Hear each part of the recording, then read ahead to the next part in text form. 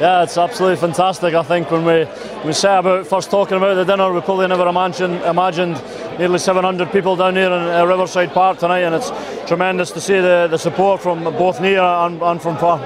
Because there was a false start for this, because you were supposed to do this about a year ago, and you became a British and Irish Lion.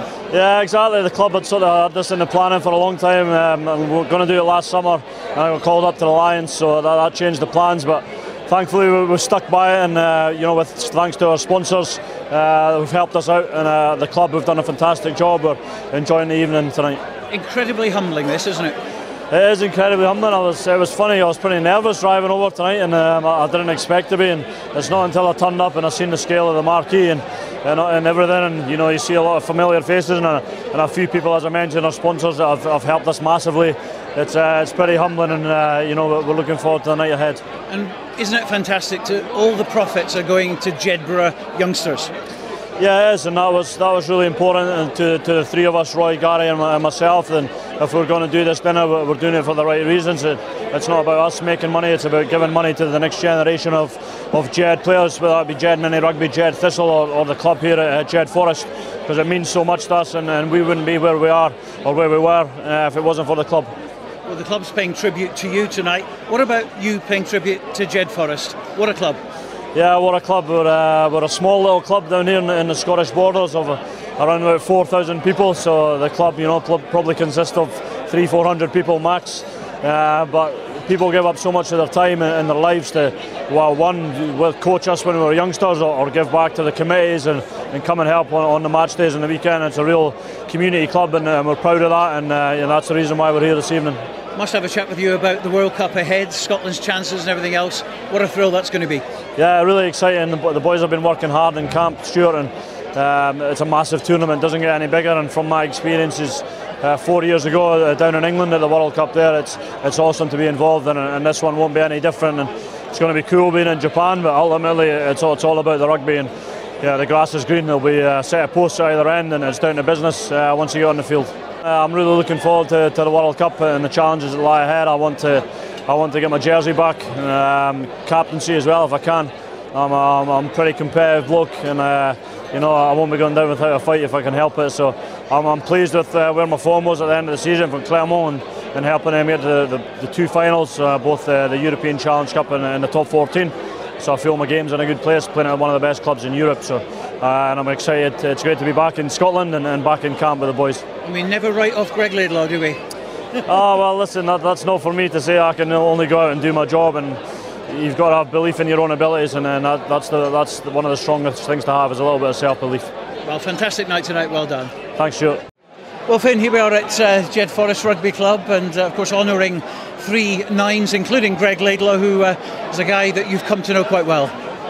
Yeah, no, it's great to be down here for the 3 nines dinner. So, I've known Greig for a long time now. I've known Gary, I know Roy. So, it's great to get down here and have a fun night with everyone down here. But of course, he's number 9, you're number 10, but he's also your captain. Yeah, no, exactly. So for me, my whole career, I've had Greig inside me as the number 9. Got injured a few years back, but I played with Ali a lot, who's kind of coming into the scene now as well. So, me and Greig, we've got a great partnership. When I first came in, I was a young guy. I'd look up to Greig. I'd ask him all the questions. I would look to him for the answers. I think now we've got such a good relationship on and off the field. We're great friends as well. So we've got a great balance between what he thinks, what I think, and I think that we complement each other on the field and off the field. Like I say, we got on very well. So I'll be taking it easy tonight because we're in camp. But I'm sure after when we've got a down week, we'll have a good night out together. Now, what about the experience of playing in France? Because Greig there, obviously, and you as well. Yeah, no, France is amazing for me. I think it was the right decision. It's given me challenges that I've never had before. A lot of that's to do with the language and the culture and things over there. But again, for me, I'm a bit quite experienced now, so to get thrown back in and have to learn how to control a team, whether that's through the language or just through knowing the different players, getting to know the group of players and how to get on best with them, it's been great for me, and it's I suppose it's kind of refreshed me a little bit. You know, Greig's over in France as well at Clermont. I've not spoken to him, you know, every week. It's just kind of now and then whenever we chat, but we still keep in contact a lot. And when we come back to Scotland stuff, we're always on the same page. A lot of the time we think the same things on and off the pitch. So I think that's due to, you know, having 5 years of playing with him and the partnership we've built up. So I think we just, as friends and as teammates, we get on so well. It kind of relates on and off the field. And of course, just finally, looking ahead to the World Cup, it's going well, isn't it? We're kind of injury-free at the moment, which is touch wood that's going to last. But a great camaraderie in the camp. Yeah, no, I think we're building nicely. It's you know, I think the boys have had about 6-7 weeks of pre-season. You know, myself, Greig joined late on because the French season finished later. But no, the boys are trucking well. We're getting where we need to be. You know, fitness-wise, conditioning-wise, we're getting where we want to be. We've got a game in 2 weeks tomorrow against France away, so I'd imagine we're going to start to bring down the conditioning, the running, the levels, the volume, and get into the rugby side of it. So for me, you know, next week I'm going to start coming in and trying to help as much attacking-wise as I can, as well as keeping my conditioning going as well. But no, during the pre-season we're getting there as a team. We're growing together on and off the field, which is very important. And you know, it'll be interesting to see how the first 4 warm-up games go, building up to the World Cup. So no, it'll be good the next month, and next month will be good fun. Well, of course, we wish you all the best. Thanks for your time. Thank you very much. What about this? Well, to be honest, I've never seen anything like this in my life. I mean, the marquee is beautiful. I've never seen a bigger one. The atmosphere here, I've never heard anything like it. This is all for you and Greig and Gary. I know, it's hard to believe. It's you know, the club, you know, have done a tremendous job. They've done us proud, I have to say that. And you know, the facility and the atmosphere, and you know, everybody's raving about it. And I mean, all 3 of you, I think we could say, none of you like a fuss, do you? Well, no, really, not. I'm probably the only party animal, but but no, we're you know, I think your upbringing sort of directs where you're going, and you know, we've all had good upbringings, and you know, we never got carried away with what we were doing, and you know, we all had jobs. You know, Greig was a carpenter. Gary worked on the farm, you know, when we left school. So they didn't go straight into rugby, and you know, you know, I was an electrician, and so I always think, you know, the young players shouldn't go straight into the rugby. You know, 16, 17. They should have a job, because you're only one injury away from, you know, ending your career. Oh, just unbelievable. When this was 6 months ago, they talked about having a marquee up and getting people to come and then support the 3 Nines. We were like a bit dubious, selling tables and stuff, but when the tables went on sale on the Saturday, by the Sunday dinner time they had to stop selling tables, and it was just shows you how big the event was going to be. And to see everybody here is just remarkable for the organisers. And it's all JED people that's organised it, and it's absolutely outstanding that the JED people have come together and organised an event like this. Incredibly humbling. Yes, I think if you ask the 3 Nines, it is very humbling, because we didn't like to put ourselves forward. We've never done that when we played, but it's to raise money for the club, and it's to raise money for other people in the town, and there's no other club in the world can do what they're trying to do, and they've made a tremendous job of it.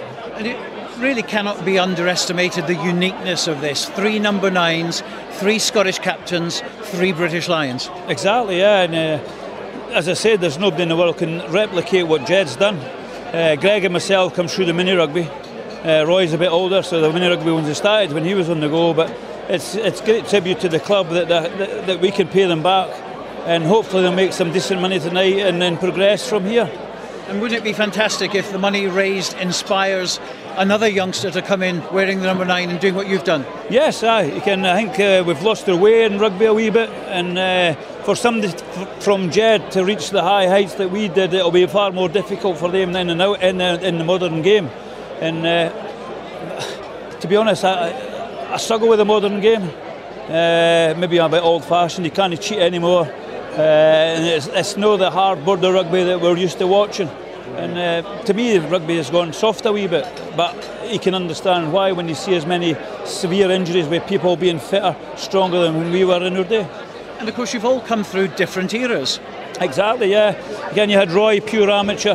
I had the crossover period, and then you've got Greig as a pure professional. And I think you'll see from the three of us there'll be different aspects of our game and the way we talk about the game. And I've been lucky because I had the amateur era and a bit of the professional era, so I've experienced both sides. What did you prefer?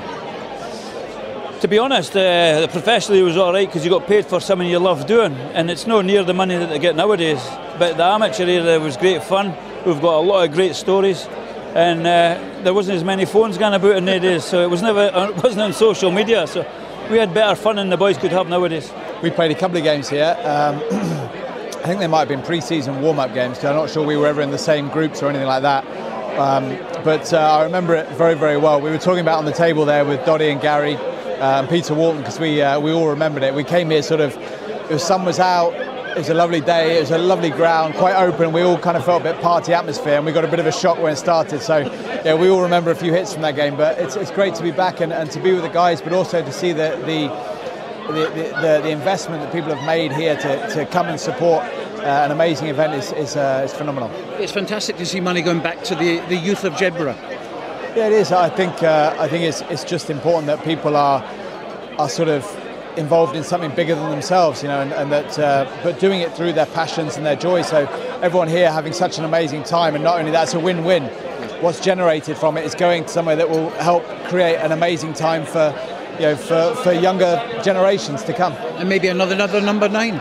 Well, it seems that that's the style here, isn't it? As many 9s as you can put into the British Lions and to captain Scotland. So fair play to them. They're amazing players, and they deserve everything they've achieved.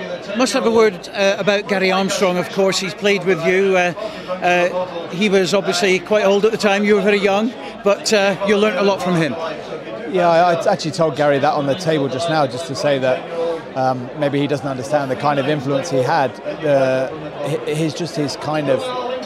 His state and his natural kind of warmness, his welcomeness, but also his sheer professionalism on the field and his openness off it was something that I think is quite rare nowadays. You know, often people can't separate the two, but he was clear cut and simple. There's never been a better expression for what you see is what you get on the field.